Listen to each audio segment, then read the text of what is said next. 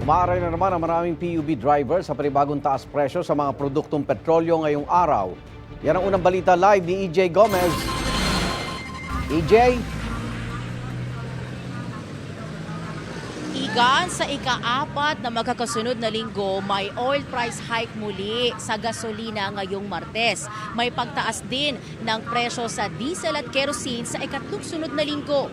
Reklamo ng mga tsuper, pabawas ng pabawas ang kanilang kinikita.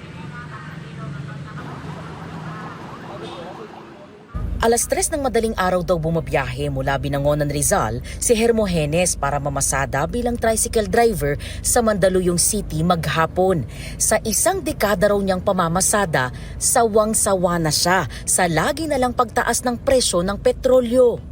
Yung taas presyo po kasi nagpapahirap sa driver. Yung kalsada namin na puro one way, saka yung mga bilihin pa. Isa pa po yun. Sana po tigil na po yung pagtaas para hindi rin po pahirap sa aming mga driver. Lalo na dami namin pinapaaral. Malaki rin daw ang nababawas sa kita ng taxi driver na si Rodolfo pag may taas presyo sa gasolina. 2,800 pesos hanggang 4,000 pesos daw ang kinikita niya buong maghapong pamamasada. Pero kapag ibinawas ang boundary, gasolina at pagkain, nasa 1,500 pesos na lang ang naiuuwi niya sa pamilya. At kung matumal pa ang biyahe, 300 pesos na lang. Pag tumaas yung gasolina, mahirapan po kami. Wala na, maliit na talaga kitain namin. Sayang naman kasi may gitsandaan po yung kaltas eh. Dapat mapupunta pa dapat sa amin yun. Pangkain po, pwede sa pamilya namin, pambili ng gatas ng anak namin. Ngayong linggo, piso ang taas presyo sa kada litro ng gasolina, 1 peso and 40 centavos sa diesel, habang 70 centavos naman sa kada litro ng kerosene.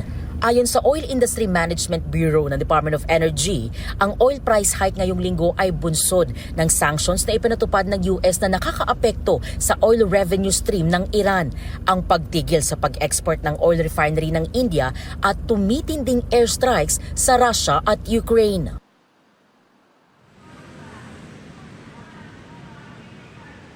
Igan, sabi ng mga nakausap nating tsuper, ang pisong taas presyo o higit pa talagang malaking kabawasan sa perang na iuuwi nila sa kanilang mga pamilya. Lalo na ngayon na hindi naman daw tumataas ang kinikita nila sa pamamasada.